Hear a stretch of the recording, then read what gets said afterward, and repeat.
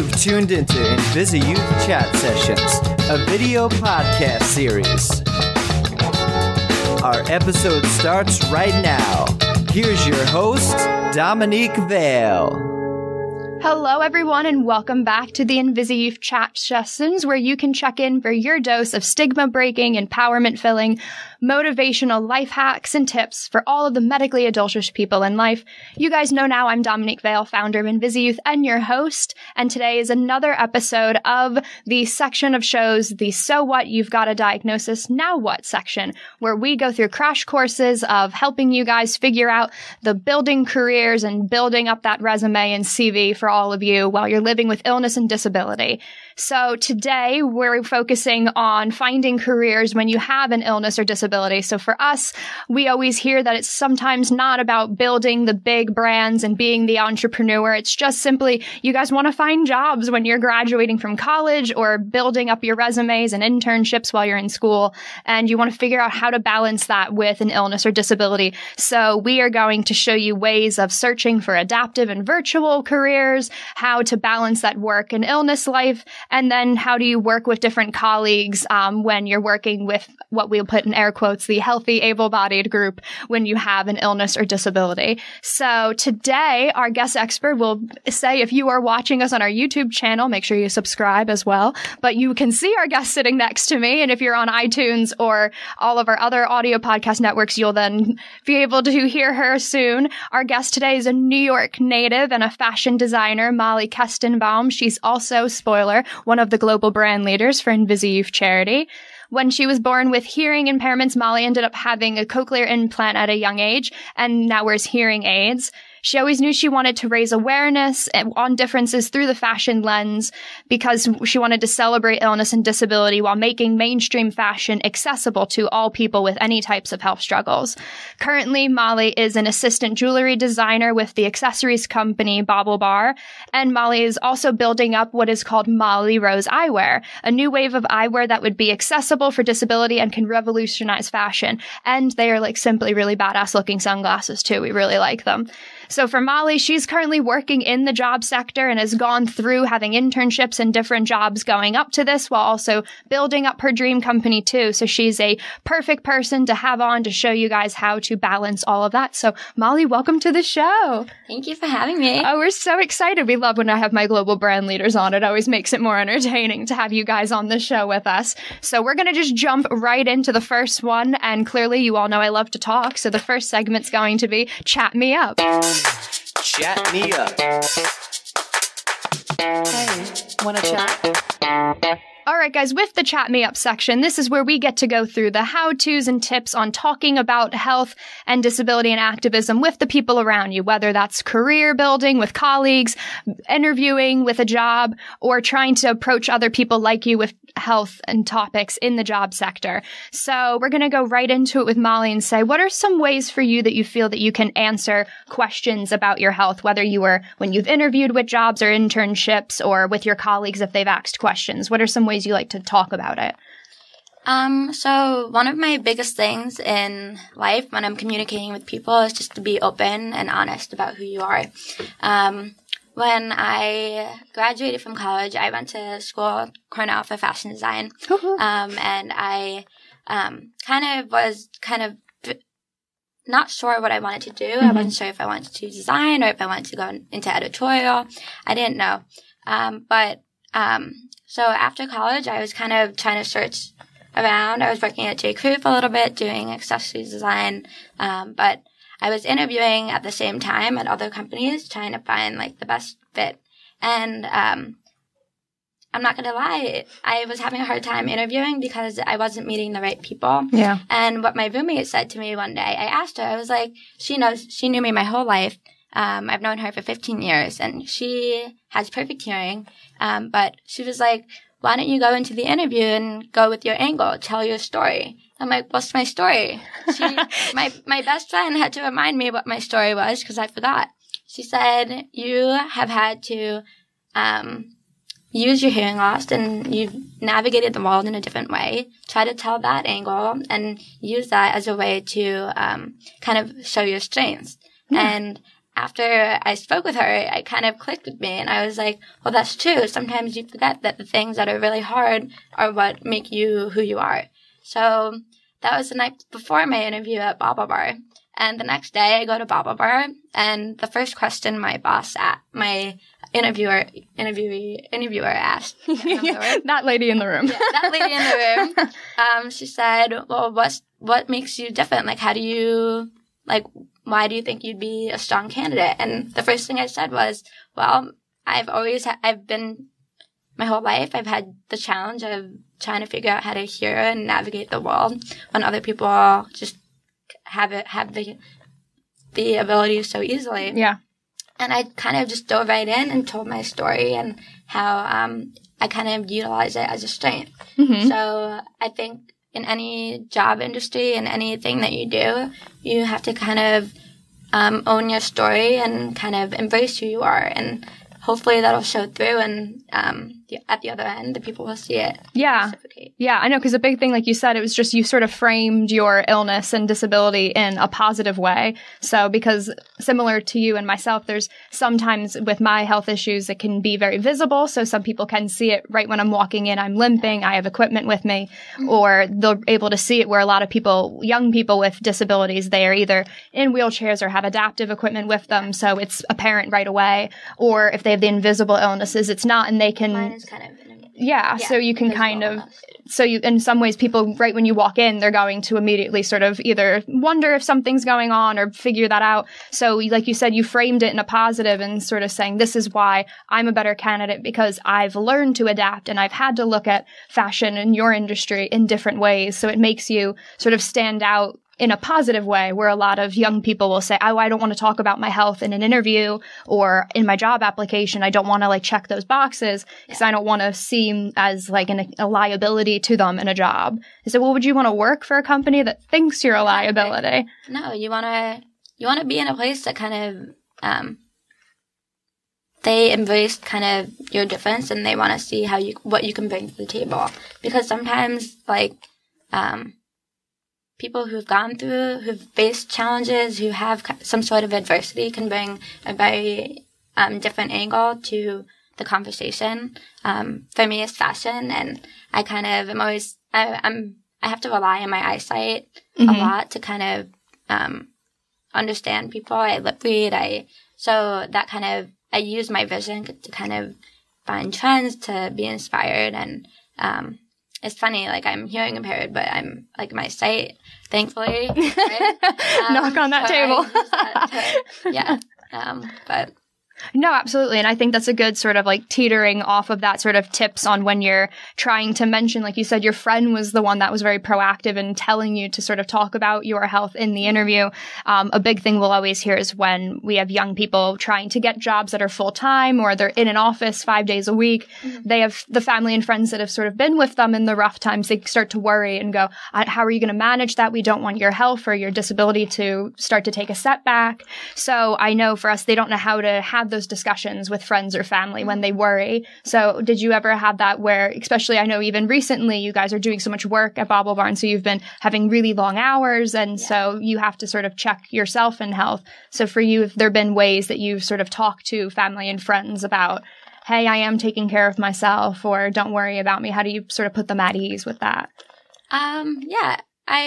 So my family, thankfully, luckily, was very supportive of who I was growing up. And they kind of were always there for me. But of course, my parents had worries. They're like, you can't overdo it. Don't push yourself if it's too hard.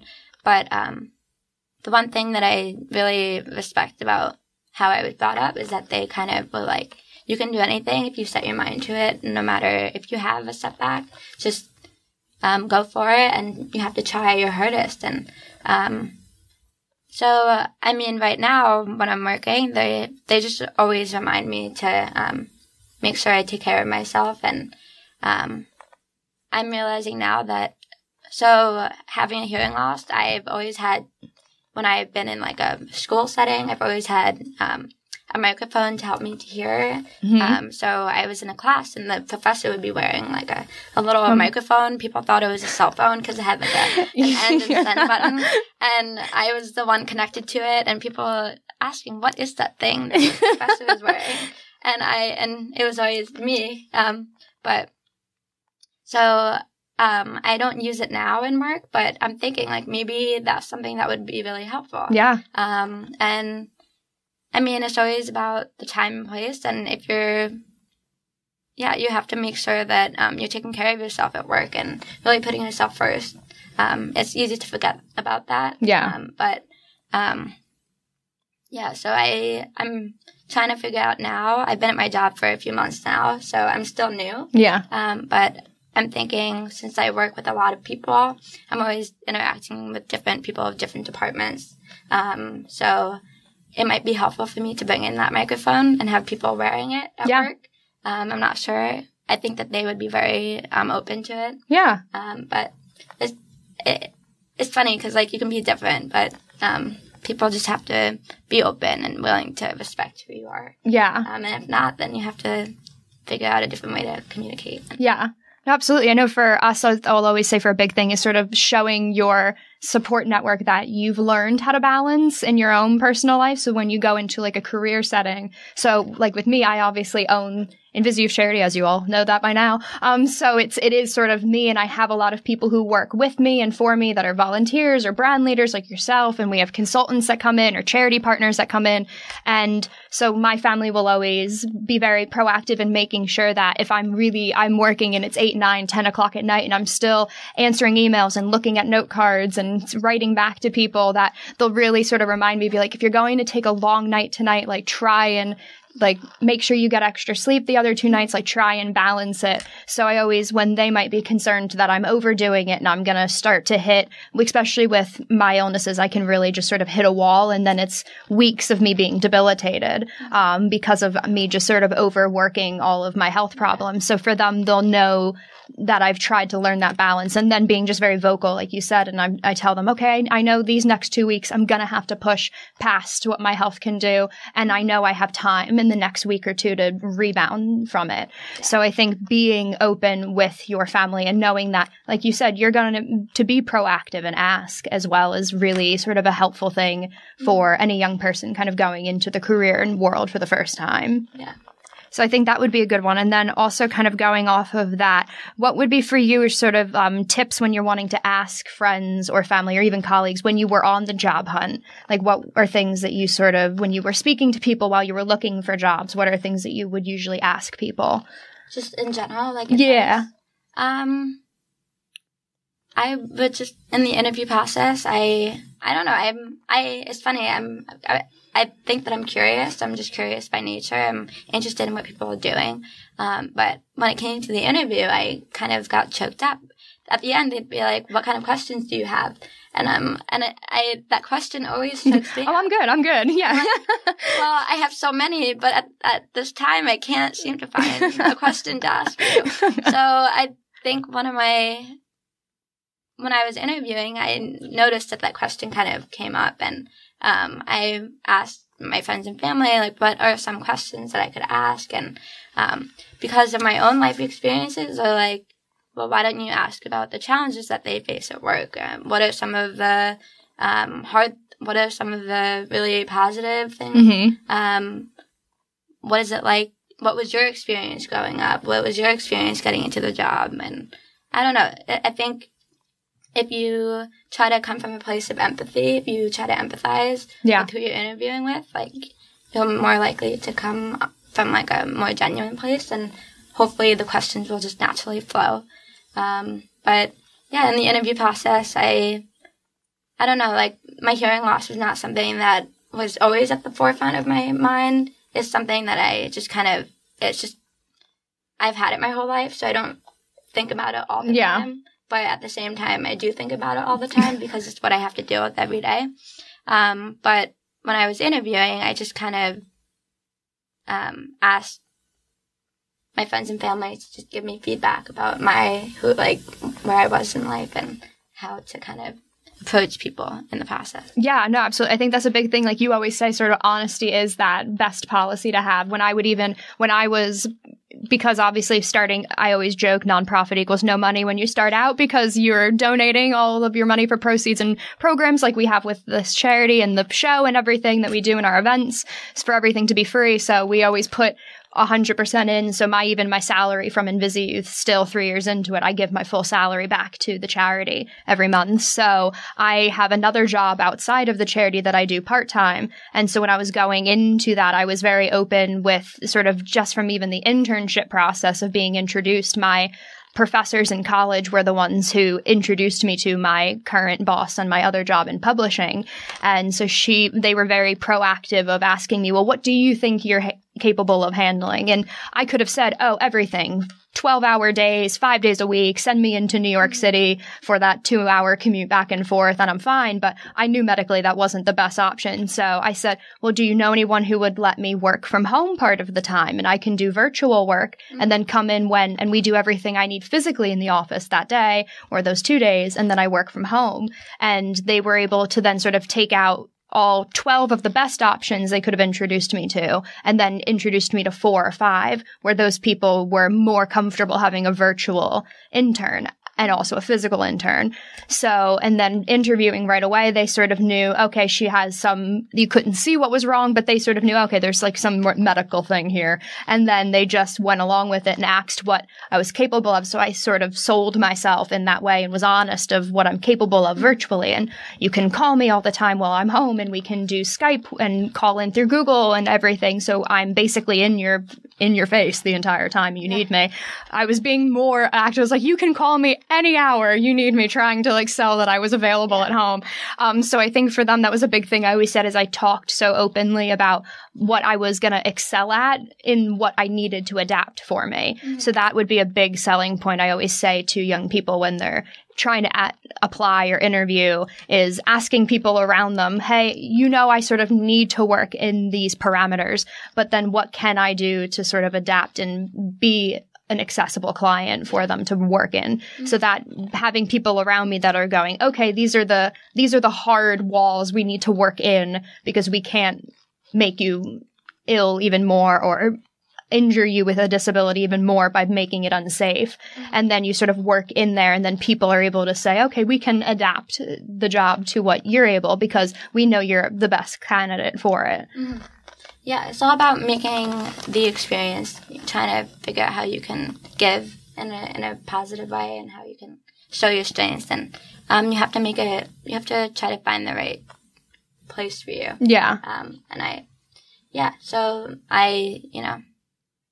I'm able to work full hours. I can go into work, but sometimes I may not be able to hear. So it's funny. You have to kind of create the experience and really be honest. No, absolutely. What you need. Yeah, and it's a very sort of segueing into our next segment. It's a very powerful thing to do when you sort of empower yourself when you're talking to people about your health and in the job sector. So segueing off of that segment into the next segment, we're going to go to our second segment called Path to Power. Path to Power.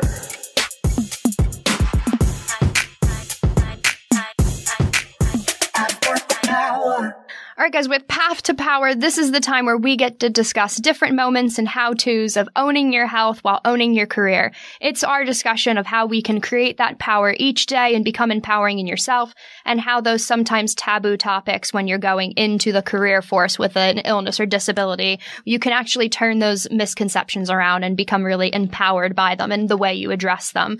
So Mollie and I are going to first kind of chat about when you were applying for jobs or internships, because you said it took you a few months of sort of staying with a job that you were freelancing before you actually went to the one you felt you were going to be the most successful with. So how did you sort of empower yourself and not be discouraged when you either were getting a rejection from a job or going, I don't even think I should take this one, while you were working and looking?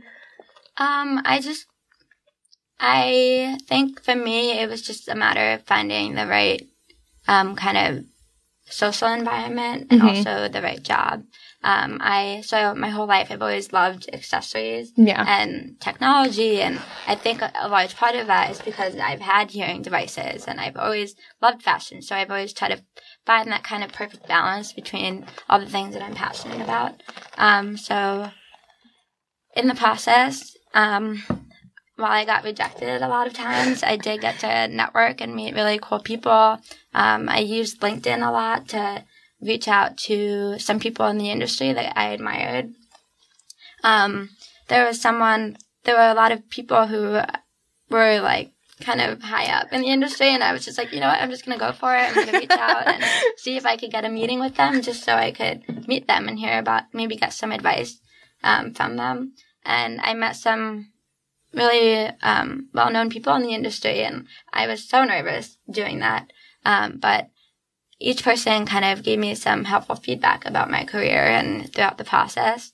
So I think even though I got rejected a few times, it was just throughout the process, I was like, how can I get advice from different people and try to use that to get me to the right place? And I think the most important thing is to be true to yourself and ask for help, ask for feedback, try to get information from people who you admire, who you think are leaders in the industry. Yeah.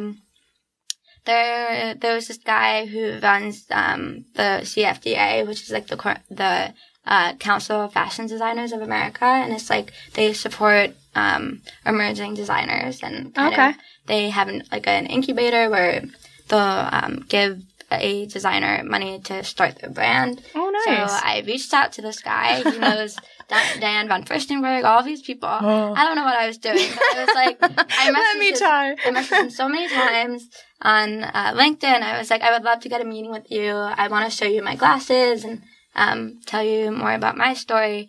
And he has helped designers who've designed for people with disabilities. So I knew that he kind of understood that aspect of design. Yeah. And I met with him, and he understood my story. So even though I'm not working on my own brand right now, I know that he's someone that I could potentially network with again in the future.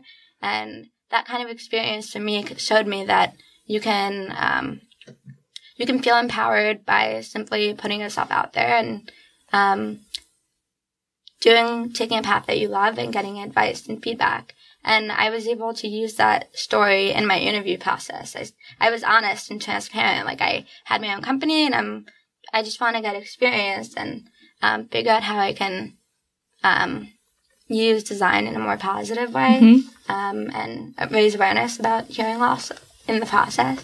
And so, yeah, like, I just kind of,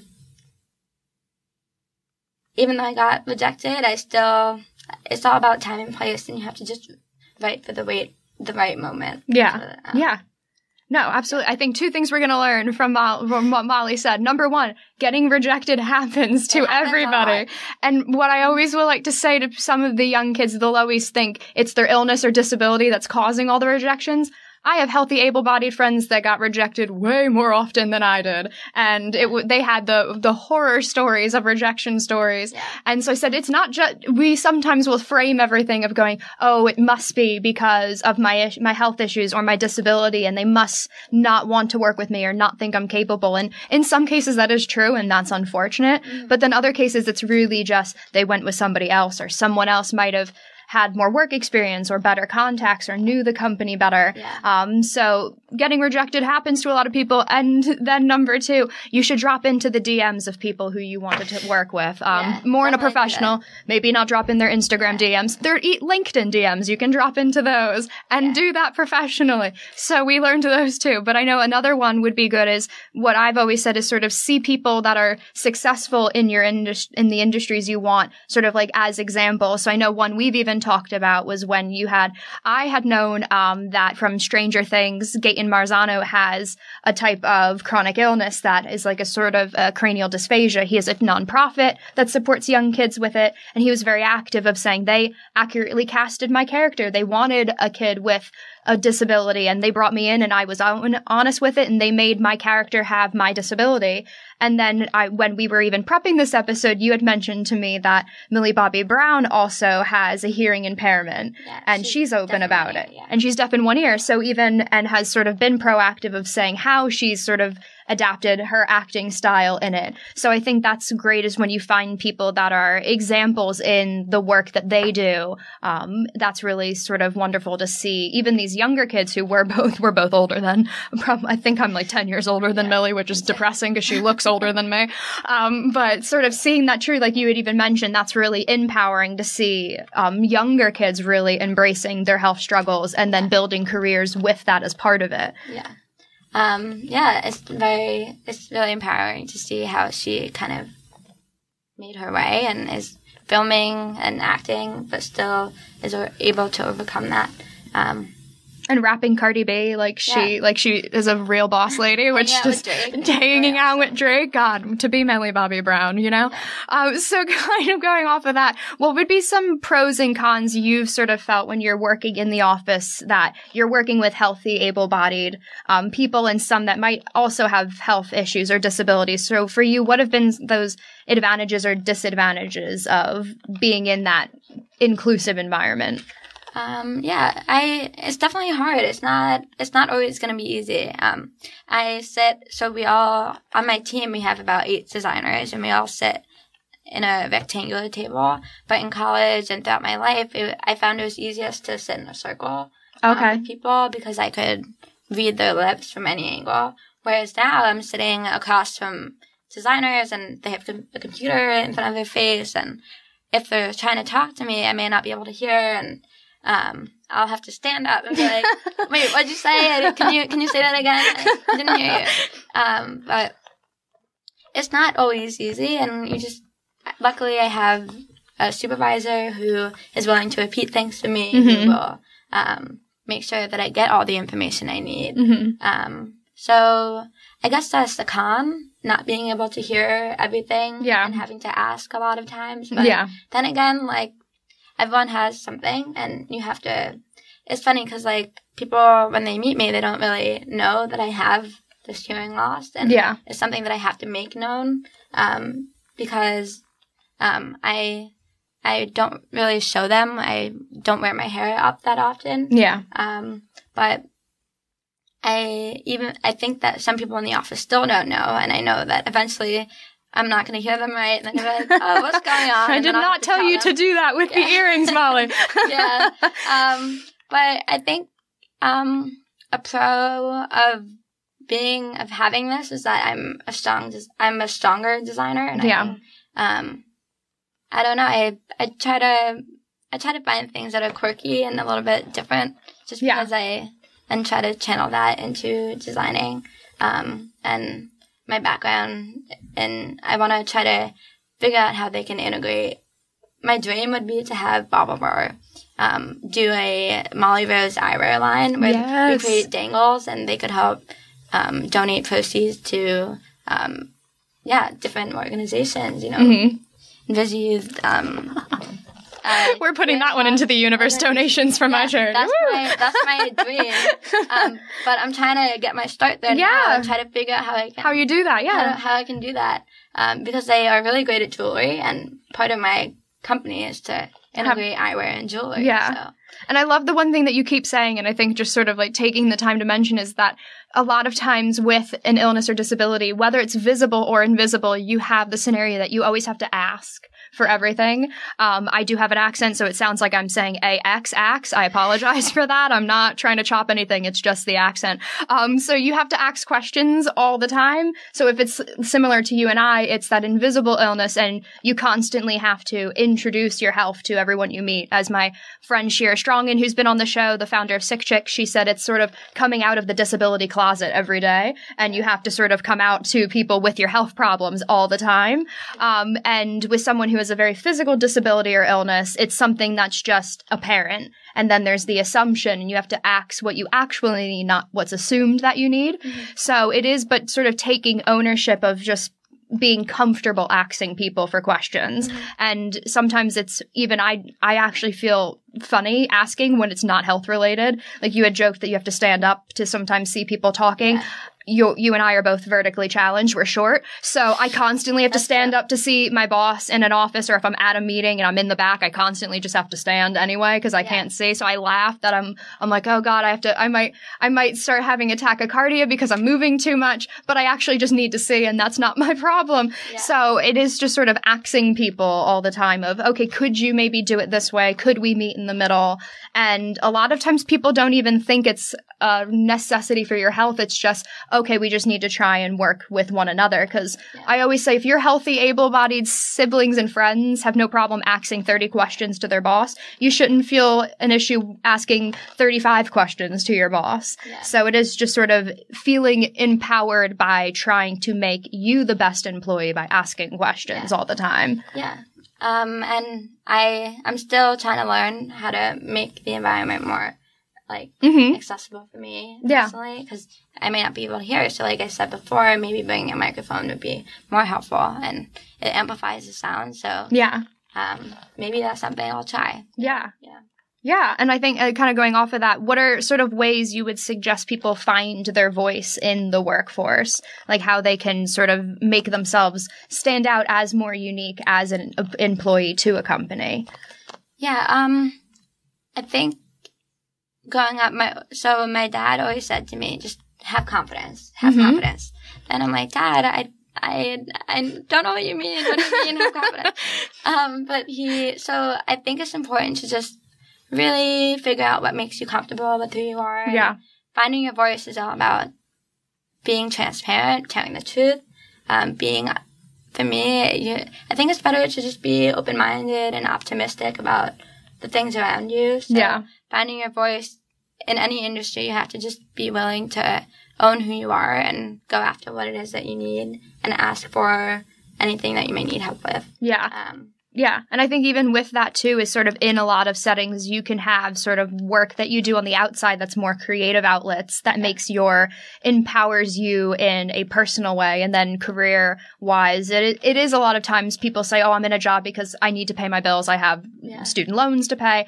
And that's fine if sometimes for some periods, you do have to have a job that's not fulfilling the entire well-being of your soul, but then you can have creative outlets on the outside of blogging or art or sports that you're able to then be involved in that helps sort of fuel you. Or even we'll always suggest to people in more bigger corporate businesses, or even if they're in accounting or finance or in sort of big tech companies. This is why I'm not in technology, guys. That there's sometimes a lot of disability inclusion or sort of diversity committees that you'll often find just sort of in the bigger hub. And that allows you to really step into a room of people that are in different departments that you might not even work with, but they all have a common goal of either their personal health story that they're relating to, or they have siblings or friends. And that's why they want to sort of make their company more inclusive or diverse. Mm-hmm. And then that's a big way of sort of finding your voice in the building, in the job that you're working into, or even virtually sort of finding nonprofits like InvisiYouth or other nonprofits that focus on inclusivity in the workforce and diversity in jobs. And then you're able to really do work on the outside that hones in on your voice, and then you can take those skills into your job too, and it would help you figure out ways you're comfortable asking questions too. Mm-hmm. Cool. Yeah. Boom. Like that one. Path to Power is done, guys. So we're going to have a little mini segment in the middle of jumping up to what we know that Mollie and I are going to love talking about, some pop culture, guys. We're going into medical pop headlines. Medical pop headlines. Medical pop headlines. Medical pop headlines. Medical pop. All right, guys, with Medical Pop Headlines, this is a rapid-fire pop-up segment where we're going to take a break from our regularly scheduled programming and chat about pop culture in a story that has the inclusion of disability and chronic illness. So in the world of sports, which obviously us talking about fashion and actors all the time, Mollie and I are experts on sports right now, we're going to see where they had a major dose of heart and passion recently. We found out over the last week, Nike signed a University of Oregon junior named Justin Gallegos to a 3-year running contract. And he is the first professional athlete with cerebral palsy to actually do so. So Nike really they had a full video of him finishing a cross-country run and him getting his Nike contract and being the first professional athlete with cerebral palsy to be signed with that. So I wanted to chat with Mollie about this because what do you think is that really important showing an employer as big as Nike being inclusive and making that stand of signing Justin to a pro contract? It just changes kind of the perception of what it means to be fit, I guess. Yeah. Because when I saw that video on Facebook, I saw him running, and at the end when he finished the race, his coach had like the papers of Nike's contract, and it's very inspiring to see a company like Nike really standing beside like people who have some other way of like life, Yeah. And I think that I just think that Nike is especially such a big company that to be able to support any type of athlete. Yeah. Any type of athlete. It just changes kind of your perception. Yeah. And I loved what they said when they put it out was that they didn't sort of, as we'll say in air quotes, like they didn't make it sort of inspiration porn, which is like every person with an illness or disability. That's sort of the phrasing that they hate is don't make me your inspiration porn because I'm doing Paralympic level athleticism or doing that. It's just, this is my disability or my health and I have to work with it. It's another way of being fit. Yeah. It's another way of working out. Yeah, and like they said, you are a hard worker, you show pristine athleticism, you're able to break all of these boundaries that CP should have in running, and you're really working with it and then excelling at what you're capable of doing. And they really sort of signing him was such a strong staple of them showing that they're very inclusive of having Paralympic athletes signed to contracts and then now having collegiate level and having somebody like Justin signed, I thought was really great on their end because it really is, like you said, it's just he is like any other athlete. It's just the way he has to be an athlete is a little different. Yeah. And that was his big point too, is when he got that contract, he said his disability doesn't define him. He's able to achieve and reach Mount Everest, as he joked, because he has these disabilities and has cerebral palsy, and he can be the pro athlete that he wants to be. It's just different than everyone else's. Mm-hmm. So I thought that was great, showing that inclusive attitude that Nike had. And even when University of Oregon sort of dropped the video on their Twitter, when we found out about it, it wasn't sort of, look at this inspirational runner, Justin, like getting this gift. It wasn't a gift to them. It was, look what Justin, our runner, has, and look what he's earned. And that was the big thing that we even sort of retweeted back to University of Oregon and went like, perfect writing on that, just saying that your runner who is running for your D1 university, that he earned a contract with Nike, and not saying like, oh, we're so proud because he's breaking molds and all that, which he's doing, but they're just sort of being very even inclusive in a collegiate athlete level, and Nike being inclusive, like you said, he's just a fit athlete. Yeah. Cool. So props to Justin. I wish I could actually be that athletic because that dream died for me a long time ago. So now we're going to jump right back into other segments of the show, and we're going to go to the medically adultish guidebook. Medically adultish guidebook. All right, guys, with the medically adultish guidebook, you all know that's our coined trademark term with InvisiYouth now. So often young adults are living with a chronic illness or disability, and they're trying to figure out how to be that young person with health struggles. And obviously, we're wanting to build that guidebook for you of falling in that gap of being too old for pediatrics, too young for adult healthcare, and you're in that medically adultish sort of group. So we go with our guests, and we're going to talk about different tips on how you can sort of kick ass at life, adapt to life, and especially when it's in this career sector, ways that you can have fun with it and building that career with you. So sort of the first one is for Mollie. What were some tips that you would say to people who are trying to find job postings when they're looking for jobs? I know you mentioned LinkedIn, but sort of what were ways that you found job opportunities? A lot of it is through word of mouth. It's through networking, LinkedIn, being active in the community that you live in. Since I was living in New York, I was able to go online and find different fashion events going on in the city. I tried to do as much as I could to meet people, because you just never know who people know and where they're working.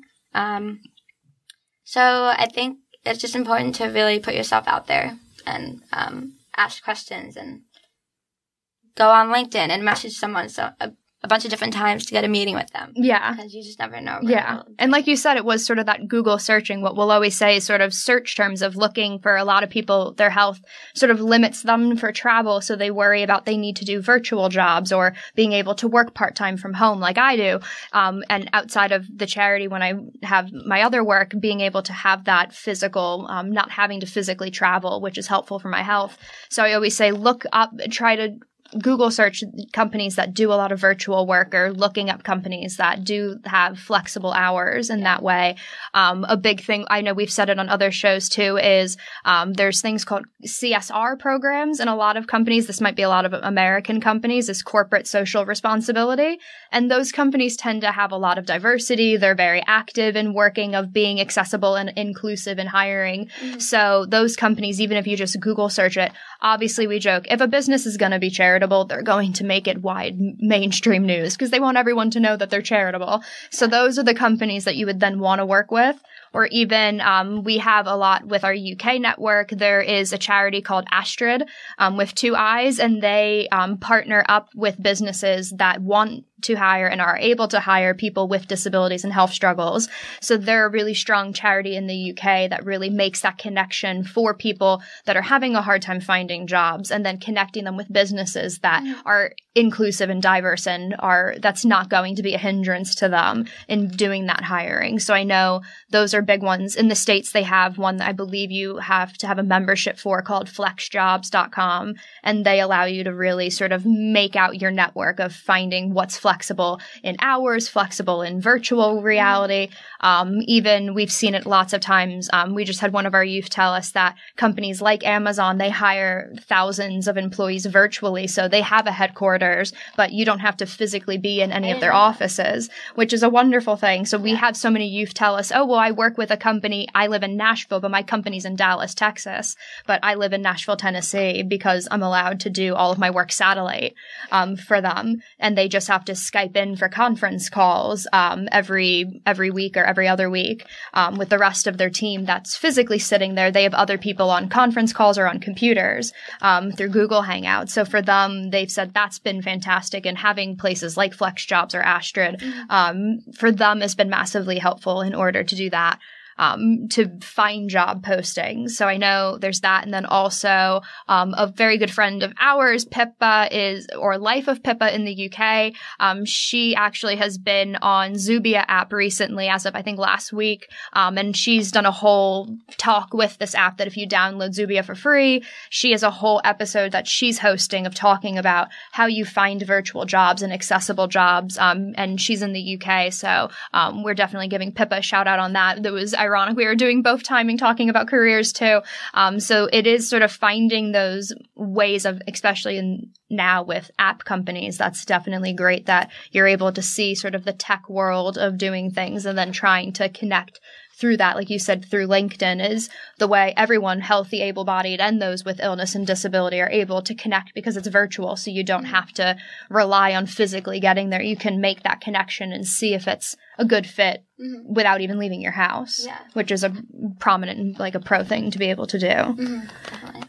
So even kind of off of that, what are some suggestions that you would have to like boost your resume while you were either in college, doing internships, or going into work and you were just trying to build your resume up while you were looking for a job? I always kind of tried to, on campus, I was involved in a lot of different things. I had my own... What did I do? I can't remember. College was a long time ago. I was a design creative for my chapter at school. Okay. So I got to, we would have, so I was in a sorority at school. When you said chapter, I went, I think she was in a sorority. Yeah, hold on. That's what I meant to say. So we it was fun because we would have events and I would get to design the apparel, but I got to create an event to raise money for the hearing impaired kids with another organization that I'm involved with. And it was just kind of a fun way to get people to bake food and donate proceeds to that. So doing things, being active in your community, trying to find ways to channel your passions in a few different ways is very great for your resume. I think a great thing to do is to, at the beginning of your resume, write like a one-liner, like what it is that how you're capable and what you can give to the table. Yeah. So I think it's just about building up your resume and really showing who you are and putting down all the things that you feel are accomplishments, because whenever you go to meet someone, you'll be able to talk about it. I actually have a funny story. On the bottom of my resume, I put we have skills, and I said lip reading as my number one. I love it. I was going into an interview for fashion at a brand called Saint Gossett, and they were in Midtown. And when I was talking to the person, she was like, "Oh, I see that at the bottom it says you're really good at lip reading." I was like, "Yeah." And at that point, she didn't know about my hearing loss. It wasn't something that came up at that point. But she was like, "Can you tell me more about that?" And I told her. I was like, "Yeah, so I'm hearing impaired, and I just can lip read well." And at that point in the interview, she was like, "Oh my God, can you read my lips?" And we did like a little interaction there, and I actually got the job after that. So I think if you can try to find ways to show your personality in a quirky little way, sometimes it'll get people talking. Yeah, adding something besides highly proficient in Microsoft Word at the bottom of your resume is probably a good job. I was like, you know what, I'll put that too, and then I'll put lip reading. Lip reading right next to it. Yeah, no, I have for mine, because I'm fluent in Spanish, so that will be that's the one that I'll put in, because 9 times out of 10, it's wasn't really beneficial. Luckily for me, even in the publishing industry I work in, it's international publishing, and we have a bunch of clients who are publishers in Spanish-speaking countries. So we joke that my boss likes to say that I'm like, "Oh, Dominique's bilingual like me," and I'm going, no. Fluent means I wrote fluent on that resume years ago for a reason. But it is sort of being able to highlight on your resume things that it's not about, we'll say, having the resume that's you're in font 5 and it's filled with all the 17 clubs you were in and every volunteer and every babysitter job that you had. It's finding the ones that like you were in college and in your sorority, and it highlighted the avenue of the career work you want. So we even say when you're boosting that activities that you want to do, if you're in college or even not in school, that outside community work that you get to do, those are really the selling points that can boost your resume. We'll always say, obviously, I will shamelessly plug that you should volunteer for a nonprofit, because that makes you look philanthropic, and it also helps a charity. You can pay it forward. If you need to volunteer, you can contact InvisiYouth Charity, because we're always looking for volunteers, and we do virtual volunteering, guys. So you guys can live and work anywhere from your home, and you can volunteer. And most nonprofits will have things like that, where they just need the bodies. That will always say is volunteering your time, being involved, even virtually, helping with social media, helping connect more people to your cause. So we'll always say so many times it's just reaching out and asking, could I do some volunteering? And that's a big thing with jobs. Anytime on my job interviews, even in the publishing industry, when I was looking at that right when I graduated, I interviewed and would speak about working with other nonprofits. While I had built my own and it was brand new, it was a few months old right after I graduated, because we launched a month after I graduated from my university. I was mentioning the other nonprofits I worked with, like She's the First, which is a nonprofit that's predominantly in the States that works with empowering girls in education. So they fundraise money to help education for girls in other countries. So for me, I liked it so much, not just for the mission, but because it was started by 2 girls who were in their 20s, early 30s, and they sort of built this empire very slowly by themselves. And so for me, that was what I would mention, and that always was sort of the perking interest of the interviewer, was like, oh, okay, so you like it even more so for the entrepreneurial way it was started, less than sort of the mission statement. You really like sort of the direction that these women had in building this company. Yeah. And that was sort of the appeal to them, going, okay, we know that she has an interest in sort of being a go-getter entrepreneur, starting things herself. And so they knew I would then be very proactive in a job opportunity, because I was working with charities that my interest was how they were built, was the way that I liked it the most. So even like you said, during being in your sorority, where a lot of people are in sororities or fraternities, but you had a sort of a niche within that, was very helpful to then that would be something you would have written with it being mentioned. Like you could have been the treasurer, but I don't know if you were the treasurer, but you could have been. You were like, no, they didn't give me the money box. I'm only the creator. They didn't give me no money box. I never won treasurer either. Yeah. I was always like, we'll make you vice president or a secretary because we know you can write, but we won't trust you with trying to count the money and make a spreadsheet. Yeah. Not for me. Not for me. So what about for you? I know we talked about this in the beginning, but what would be some guidebook tips for sort of balancing your health and work? Either different sort of snacks that you'll bring or ways that you might ask for breaks at work. What are some tips that you have for people? Just try to find a healthy balance in whatever scenario you're in. It's so important to be able to reset also. I think we forget that, especially living in the city, it can get kind of overwhelming and chaotic. I like to, maybe go out of the city for a hike or something, or do something that just sets me back and lets me enjoy being in the present. But I like to, for me personally, I like to kind of unleash any energies, like through painting or creating art. And sometimes on the weekends I'll paint and just let myself listen to French cafe. I'm weird like that, and I like to do that while Wait, French cafe music? Yeah. Oh, okay. I thought it was a band called French Cafe. Like I was like, this is so awkward. Jazz music. Okay. Listen to. But I also like to meditate and do yoga.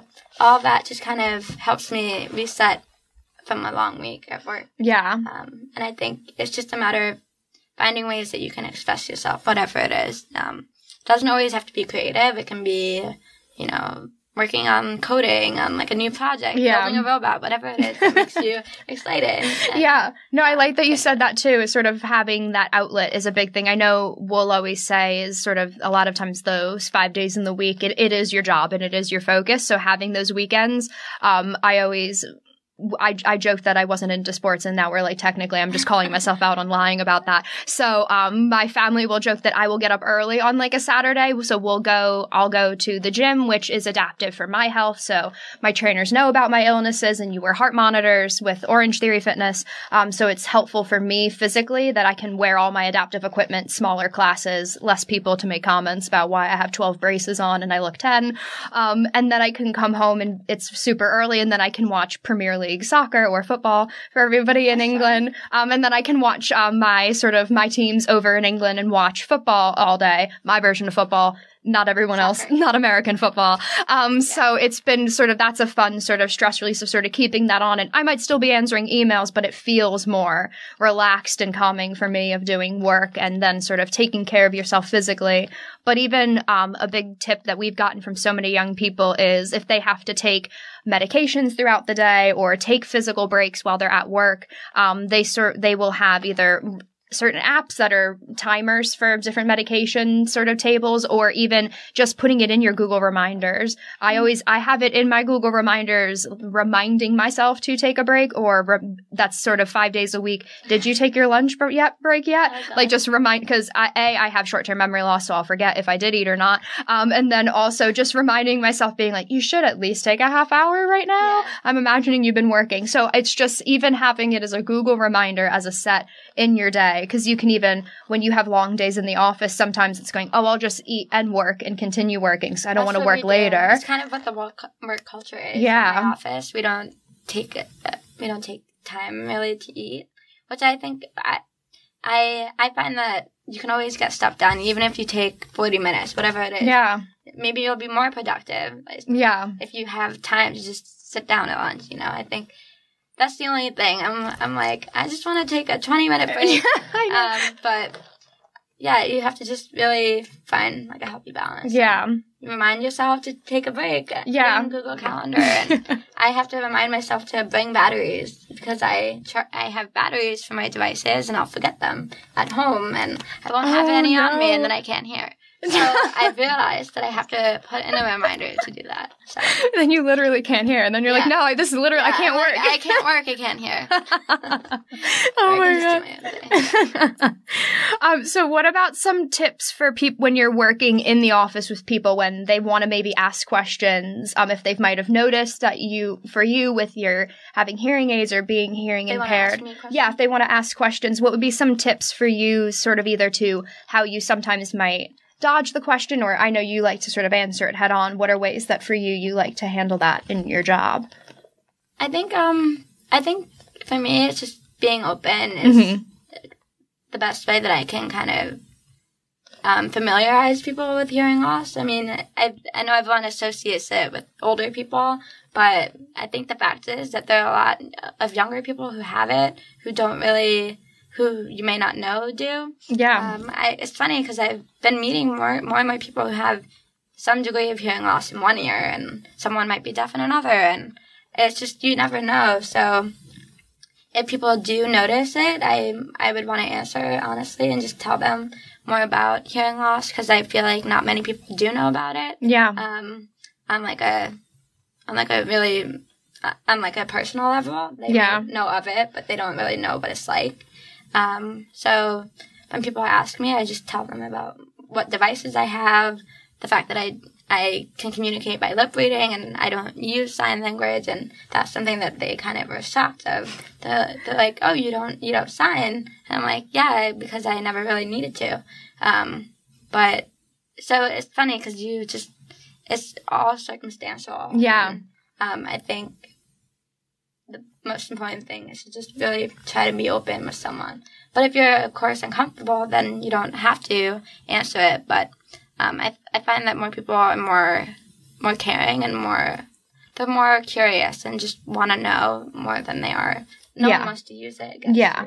Because I know sort of similar to going off of that, we'll always say to people it's that you don't want to end up being like the medical guru in the office of I'll always joke if I'm in sort of group settings and people know I have a chronic illness, they don't, because it's neurovascular, it affects all these organs on the left side, my nervous system, so it becomes very WebMD technical and it gets very confusing. So then I become sort of the WebMD guru of like cliff notes to all illness. So they'll be like, do you know what it's like then to live with, have this sort of medication, or when my cousin who had cancer or my cousin who's diabetic, and I'm going, I don't have those illnesses though, so I can sort of, I might be able to kind of relate to certain scenarios or explain things to you, especially with now owning InvisiYouth and working with, we're so inclusive with physical and mental health and all types. I learned from the older youth that we work with, but, you kind of become the guru, and I, on my end, was very private with my health. I never discussed it because it made my friends very uncomfortable growing up and through high school and college. So I didn't want to make them uncomfortable with my health issues, so I never discussed it with them. And I was lucky I had my parents and my sister, and they were always very accepting, so I had that full Italian background to go home to and just sort of talk to every day. But for me, we'll always say, we learned it with InvisiYouth. I've sort of coined it as the drip test. So it's like a faucet when you're turning it on, it's sort of the amount of pressure. So we'll say you can kind of drip little bits of information on your health in a work setting and give little pieces of information. And if you feel that your colleagues or your boss are comfortable with it, you can then sort of continue to sort of turn the faucet on more and more and either give more information or not, because you want to have allies in the office too. If you didn't charge up your hearing aids and you can't hear that day, if you had no colleagues who knew, or had some sort of idea, then you're sort of stuck in this office bubble of going, oh God, now I don't know what to do because nobody knows, and now I have to explain it, and I'm in a situation where I now can't answer questions well because now I fully can't understand what's happening. Or even on my end, if I'm having cognitive issues, if my boss didn't know, as much as she sort of does, I wouldn't be able to look at her and go, I need to record what you're saying, because right now I won't be able to listen and then write it down and remember what you said. Or I can't use my hand, I have to use my right hand, and I'm not going to be able to read my handwriting as fast as you're speaking, so can I just record it on my phone?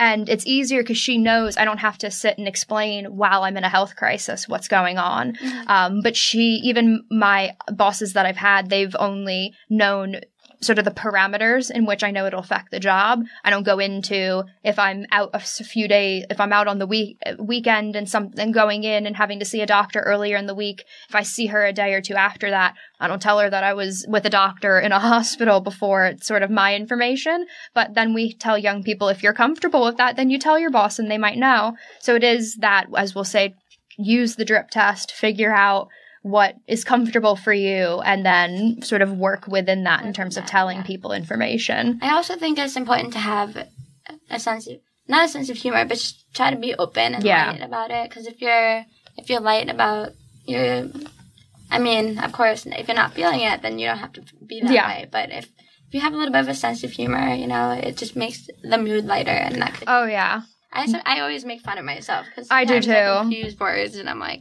oh, I just got that wrong, but no big deal. I do. I always joke when my friends will start speaking and I'm brain fogging, and I'll look and go, I have no idea what I was saying, or I can't stand up right now because I literally cannot feel the left side of my body. So my leg is gone from the hip down. I need to wait until I have sensation in the foot and then I can stand. Otherwise, you guys need to lift me. Yeah. So I've made it a joke and it becomes funny to people, and then they can ask questions because now you're sort of opening the door and then they feel comfortable. And even from colleagues that don't know you for many years, they feel more comfortable if you're making a joke of, oh, whoops, and now I'm sorry, I couldn't hear you, literally. And then people can now sort of engage and ask you questions, which then sort of makes them more open-minded too. Mm-hmm.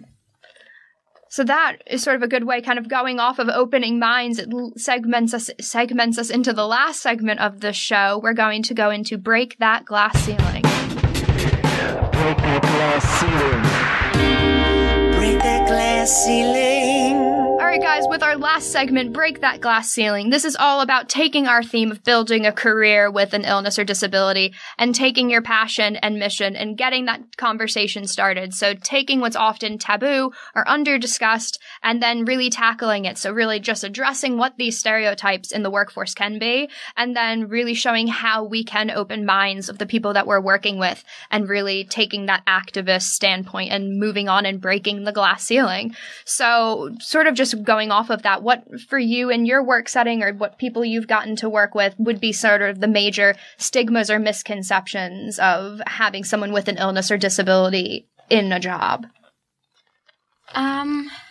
It's funny because I am not sure what my coworkers think of my hearing loss, like to what extent they know about it. Yeah. But I think the first 2 months that I was there, they didn't realize they had to repeat things for me. And I think eventually they started to understand more of my experience with hearing loss. And they're like, oh, I have to repeat myself a couple of times if I'm not getting it. So I think, like we've been saying, you just have to be open and about what it is that you're dealing with. And your coworkers will try to adapt and try to be more aware. I think it's so important to be aware of your surroundings and kind of feel like you can communicate. Because we'll even say sort of the biggest misconception, number one, that we'll always hear from young people is that they are going into an interview and they can immediately tell that the interviewer thinks that they're not capable because they checked off disabled, or they come in with a wheelchair, or they have a prosthetic, or they have adaptive equipment, or a PICC line or port, and it's a very visible, especially on the visible illness or disability side. And it's that immediate stigma that, oh, okay, they have a health issue. They must not be as capable as somebody that's fully healthy or able-bodied. Mm-hmm. And sort of to us, guess that's the biggest misconception in employment that you can gauge is, oh, I might have to do more to accommodate this individual, so that will take more time, or, oh, they must not be capable because it's a disability, where they sort of take the dis part of ability in that phrasing and assume it's going to be a hindrance in a job. Yeah. So that's a big one. You can't judge, you have to meet someone and just see them for who they are. Yeah. Like, whether you're sitting in a wheelchair, whether you have hearing devices, whether you have a cane, whatever it is, like, you have to just see the person for who they are and have that be the first thing that you judge, Yeah. It's like, character is different than ability. Like, character is, I think, the most important thing when you're hiring, is to be like, who is this person? Are they a good person? Are they going to work hard? Are they going to do their job? Yeah. I feel like in my life, I've always thought of people in terms of who they are and their personality, as opposed to what their differences are. Yeah. So I think that's just important in the hiring process for companies, is to really start frame their departments on character, as opposed to disability or ability. Because I think that comes first. Yeah. And why do you think for a lot of job sectors they sort of put that as disability is like a lack of capability? Like, why do you think they think that? I mean, it is what it is. Like, I am disabled in my hearing. I can't hear as well, which is a fact. And the term is factual, and it doesn't have to be a negative term. Yeah. We associate it negatively because maybe there have been more negative experiences with it for a while than positive ones. Mm-hmm. But I think now that the millennial generation is so open and positive, it might change, and the conceptions of it might become more positive. We might hear disability and think, oh, that's like cool. It's a different thing. It's a more positive thing. It's funny. I did have one experience with one company. I was interviewing on the phone, and I had alerted, this was with Coach, and it was a company I'd really wanted to work with in design. No. And I told the person before, I said, just to let you know, I have a hearing loss, and I may not be able to hear as well on the phone. I asked her if I could meet in person, but because it was like a 3-step interview process, they couldn't do that right away. Mm-hmm. And let me just tell you, that interview went badly. I could not hear a word she said. And I was upset because I didn't get another offer. And had she known, had I been able to go in and meet her in person, it probably maybe it might have been different. Yeah. Maybe I might have had a better chance of getting the job. But I think from that experience showed me that a lot of people are not aware of what other people are going through. It might not be necessarily because they didn't like you. It's because they're not aware of what you're going through, and they judge from that. They're like, I don't know what to take from this, so it's not going to work out right now. And I think at that point I was like, that's unfair, which is unfair. She should have given me a chance. But I think just in general, companies have to try to figure out how they can manage and hire people in a more empathetic way. I think empathy is so important in life. Yeah. Is to really try to put yourself in someone else's shoes and think about what they're going through, because I feel like we don't really proactively take the time to do that. Yeah, and I think even, like you said, that they don't see it or hear about it as often, so even kind of going off of just even in general mainstream media on news anchors or on TV shows or even just in the arts in general, even in sports, you're not seeing people with an illness or disability as often, so they lack the information, and it is a level of ignorance because they just are not aware of seeing it, so it feels very foreign and uncomfortable when they're around it, unless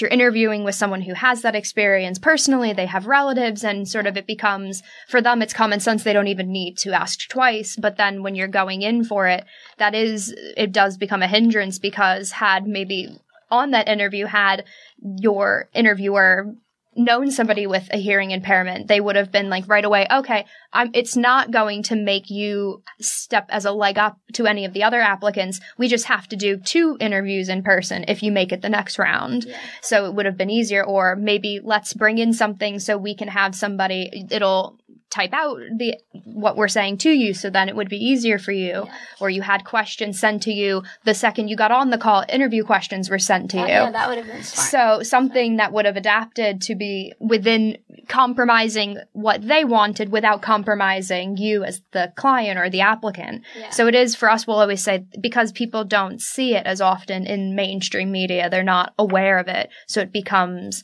this sort of odd game of how much do I need to tell them? Well, how much does the person know? And then it's just, they're going to assume that you only run at 50% battery when that's not true. It's just you run at a different type. You're using a whole different set of batteries to everybody else. Literally. At first I looked at you and I went, wait, what is she? Oh, wait, batteries. You have a whole set of batteries I don't have. Yeah. So even with that, what would be some ways for you that you can sort of start opening minds and sort of cracking that stigma ceiling when you're either interviewing or in different jobs? What has been ways for you that you felt, oh, okay, I'm really sort of, I feel like I'm changing perceptions, or my colleagues or my bosses?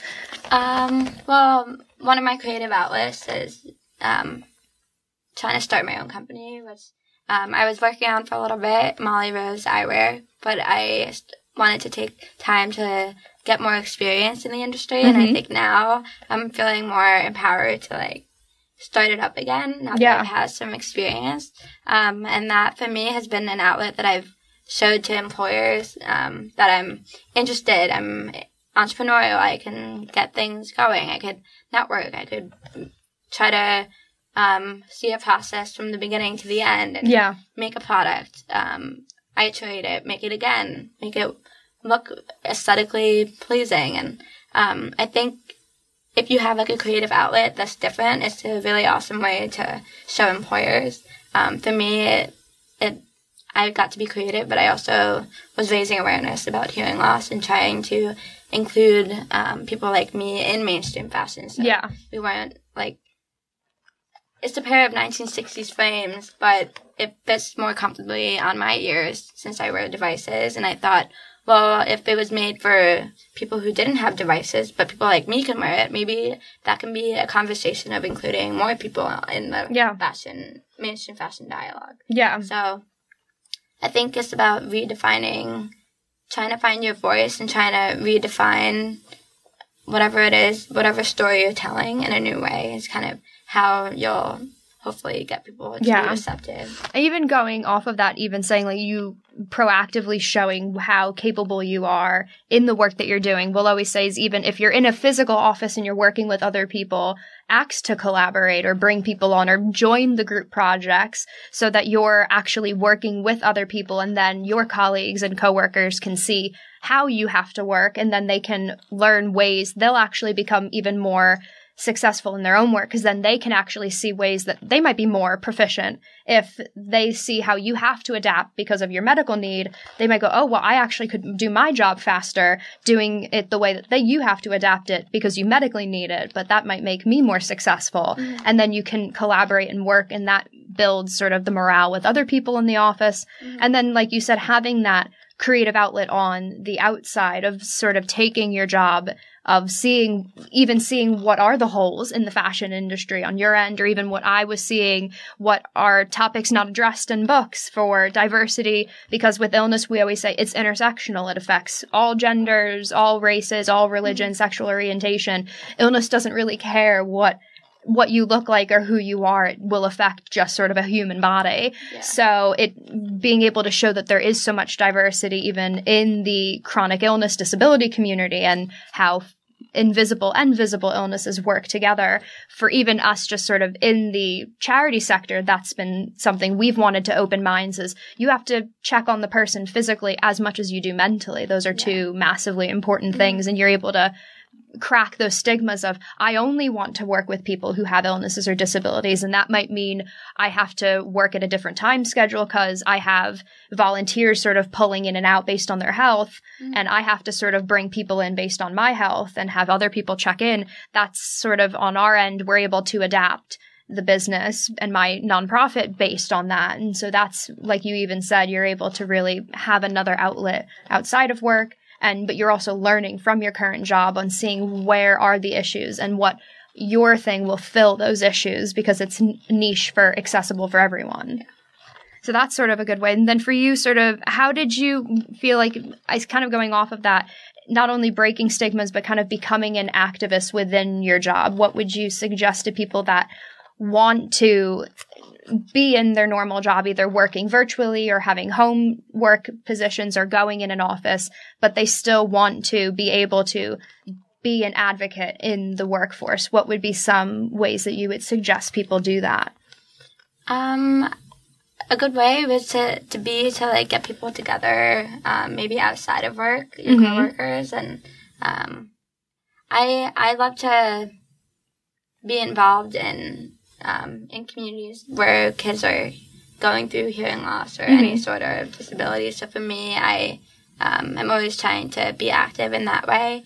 I think that maybe at work there could be like it's funny because we haven't really had like a diversity kind of day where we've done something together to like give back to the community. That being said, I've only been there for 2 months, so I'm not sure if they have that kind of system going on at work, but it would be really cool to like have, I don't know, a day where we're learning about other people and not just learning about them through like a professional setting, but like a life setting. Yeah. And hearing about everyone's stories.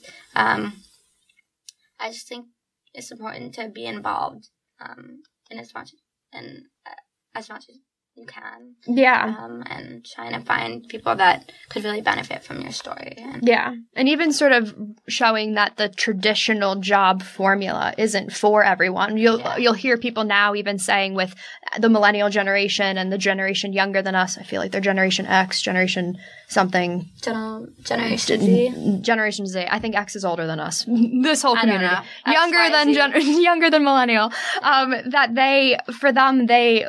They've sort of broken the mold of building careers that don't involve going to college. You don't have to have that university degree if you don't actually need it for other jobs, and sort of showing that you can have all this work experience and learn from other people and be an apprentice and an intern and learn outside of the traditional educational system too. And then that even makes the traditional education system have virtual classes and getting degrees later in life. So it's adapted, and even showing that in the job formula too, that working virtually and working from home and working part-time or working in an office and out of an office, or people who freelance and have multiple jobs or working with multiple companies, that's been helpful for them too, to kind of have everything for them, as sort of breaking that mold of what is having the traditional job of two parents at home that they both go into 9 to 5s, 5 days a week. It's sort of showing that there's different ways of working as well as making it accessible, that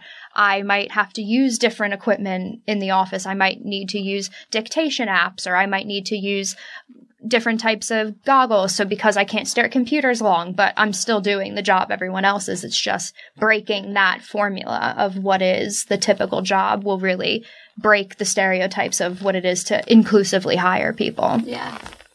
I definitely think down the road I want to try to find a balance between something that's remote and because that's just more of a process that I see myself going in. Yeah. I think because then I could work on my own business and try to give back, and by creating products that are more fun, and also inclusive in that angle, and also maybe working at a company like Bobble Bar.